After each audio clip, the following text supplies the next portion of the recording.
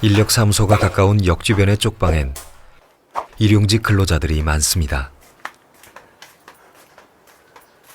건설 노동자인 이형철 씨는 영등포 재개발이 이루어지면서 동자동으로 이사를 했습니다. 이사 오신 지는 얼마나 되셨어요? 여기 2년 됐어요. 전세 3,500짜리. 그러니까 이제 망해고 이제 거기로 온 거예요, 제가요. 사업을 하다 사채빚을 졌고 갚지 못하면서 결국 쪽방촌으로 들어오게 됐습니다. 근데 여기가 좀 더워요. 더워요. 이거 여기 오면 전부 다 쥐야, 쥐.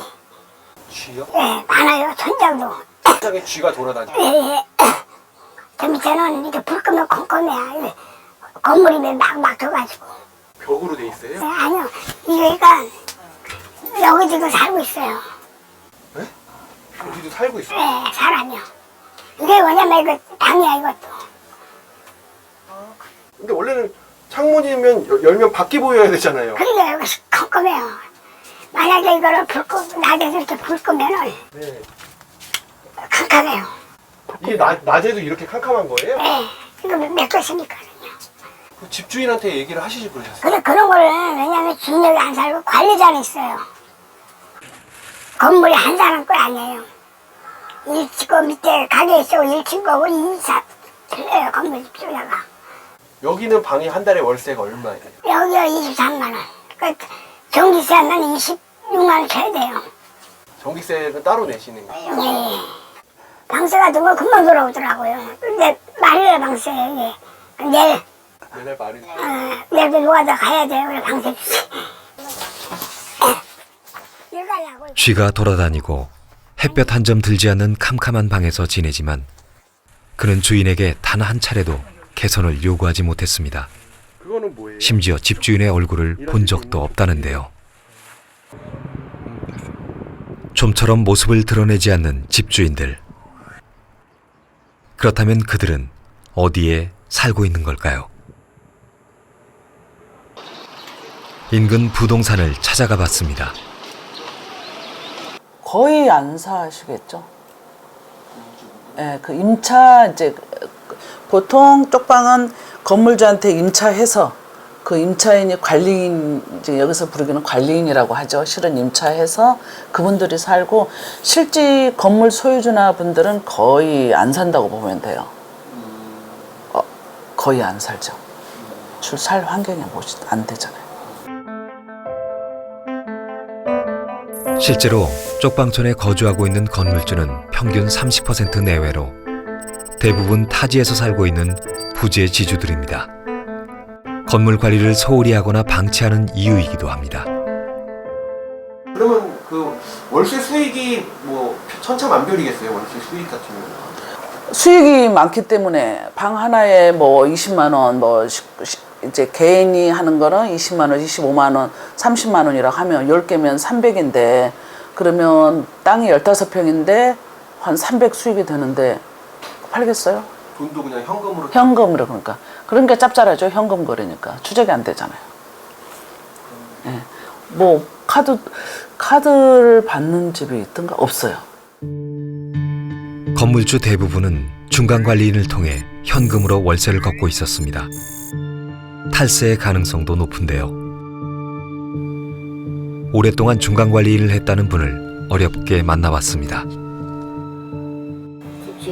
이제 뭐 옥상 같은데 집주인들이 살고 살려고 사는데 이제는 다 그 사람들은 돈을 버니까 벌어가지고 다 좋은 동네로 좋은 집 사가지고 이사를 가고 관리자는 다만 이제 집주인이 시켜서 시키는 대로 하는 게 관리라고.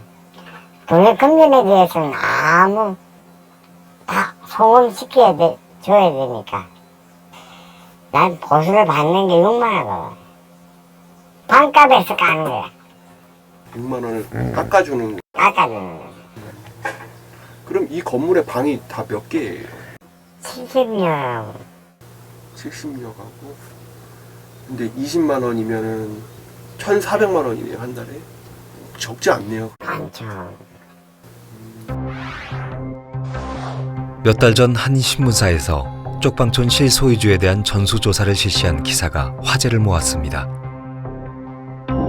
서울 쪽방촌 318채 등기부 등본을 확인해 실소유주들이 누구인지 분석한 것입니다. 이를 취재한 이혜미 기자를 직접 만났습니다. 전수조사를 하며 그녀는 건물주에 대한 놀라운 사실들을 발견했습니다. 동자동의 한 쪽방 건물의 등기부 등본이고요. 여기 실소유주를 보면은 서울 강남구의 한 고급 아파트에 살고 있는 실소유주가 나오고요. 이제 이 소유자 같은 경우는 11년 전에 만 22세의 나이로 이 건물을 매입했습니다. 이 역시 동자동의 한 쪽방 건물 등기부 등본인데요. 원래는 조부모가 가지고 있었던 쪽방 건물을 자식에게 물려줬고 또 그 이후에 그 당시 고등학생이었던 이제 손자도 공동 명의자로 이제 등본에 이름을 올리게 됐습니다. 또 상속과 증여를 통해 대물림 많은 다주택자들도 많았습니다. 창신동 쪽방촌의 건물주는 80년대에 자녀들에게 그 건물을 증여를 해서 아직까지도 쪽방으로 5채가 운영이 되고 있다는 것이 확인이 됐는데요. 이를 그냥 평균값으로만 추정을 해도 한 건물에 한 달에 1,400만 원 가량의 현금 수익을 얻는 것으로 볼 수 있습니다. 실제로 2010년 한 국무위원 후보자가 창신동에 쪽방 건물을 매입한 사실이 드러나 낙마하기도 했는데요. 있는 사람들에게 쪽방은 소위 돈 되는 부동산 투기처라 할 수 있습니다. 흔히 재개발 투자는 시간과의 싸움이라고 하잖아요. 소위 알박기를 해서 이제 시세 차익을 노리는 것인데 그 기간 동안에 다른 건물에 투자를 한다면은 예를 들어서 매달 대출에 대한 이자 같은 경우를 이제 스스로 내야 되지만은 쪽방 건물을 사는 경우 쪽방에서 나오는 월세 수익으로 적어도 이자라도 상쇄할 수 있겠죠. 그런 점에서 부동산 큰손들에게 쪽방 건물이 매력적인 투자처였을 것입니다. 게다가 평균 20여만 원이 넘는 월세는 부당할 만큼 비싼 임대료라 할 수 있습니다. 서울에 있는 쪽방 같은 경우는 평당 18만 원이 넘는 거예요. 평당 월세가. 실제가 그렇죠. 뭐 한 20 몇만 원인데 그게 한 1점 몇 평이니까. 근데 한 평에 18만 원이 넘는데 서울 아파트 평당 월세가 4만 5천 원 정도 수준인 거거든요. 그러니까 사실 서울 아파트 평당 월세의 몇 배에 해당하는 금액을 내시는 거죠. 그런 면에서 굉장히 비싼 거죠. 사람이 사는 곳으로 임대를 하는 경우에는 그것이 고시원이든 쪽방이든 사람이 살 수 있게 하고 임대를 해야 된다고 생각하거든요. 그리고 그 수준에 맞는 적정한 가격들이 책정돼야 되는 거고, 인적 기준은 어떻게 해야 되고, 거기에 실내 환경 기준들은 어떻게 해야 되고, 뭐 안전과 관련된 기준들은 어떻게 해야 되고, 그 기준에 미달됐을 때에 그만한 제재도 필요한 거라고 보여지고, 그리고 그것에 대한 사실 뭐 정당한 수입도 당연히 또 신고될 수 있는 그런 시스템이 갖춰져야겠죠. 네. 도시환경 정비 사업으로 영등포에선 280여 개의 쪽방이 사라졌고 남대문로의 쪽방 100여 개도 철거됐습니다. 서울뿐 아니라 지방 곳곳에서도 지속적인 철거가 이루어지고 있는데요. 쪽방의 수가 줄어들수록 쪽방의 임대료는 상승하고 있습니다.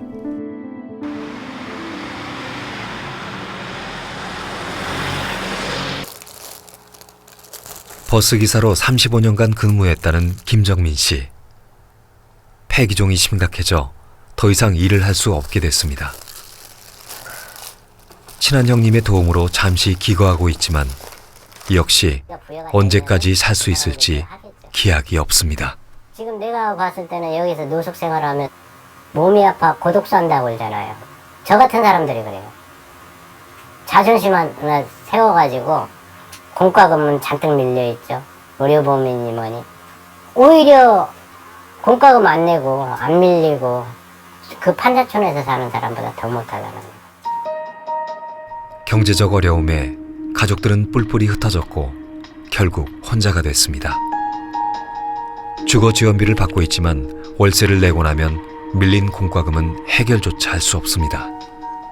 사실은 주거 취약계층을 위한 주거급여 제도가 생김으로써 건물주는 더 좋아졌습니다. 왜냐하면은 매달 따박따박 정부로부터 이제 수급비가 나오다 보니 예전에는 월세를 받기 힘들었다 하면은 이제는 그 날짜에 맞춰서 수급만 하면 되는 것인데요. 실제로 제가 만났던 쪽방촌 주민 같은 경우도 지난해 서울시 1인 가구 기준 주거급여가 21만 3천 원이었을 때는 월세를 22만 원을 내다가 그 물가가 올라서 23만 3천 원으로 오르자마자 월세를 25만 원으로 꽁충 올렸습니다. 결국 우리의 세금으로 제공하는 복지 서비스가 집주인의 주머니로 흘러가는 꼴이 되겠죠. 자존심을 지키기 위해 누구의 도움도 받지 않고 스스로 자립하려 했다는 정민 씨. 그러나 경제적 어려움을 이기지 못해 결국 거리 생활까지 해야 했습니다. 선생님은 노숙 생활도 해보셨어요? 노숙 생활은 안 해보셨어요? 노숙 생활 오래 해봤어요.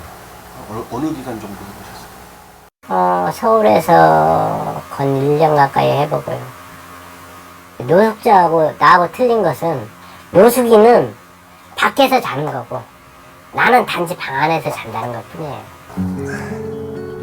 탈출구가 보이지 않는 삶. 또다시 노숙인이 되지 않을까 그는 불안합니다. 쪽방은 노숙인으로 가지 않기 위한 마지막 사회 안전망이라 할 수 있습니다. 유럽이나 아니면 그 유엔의 기준에 보면 홈리스라고 하거든요.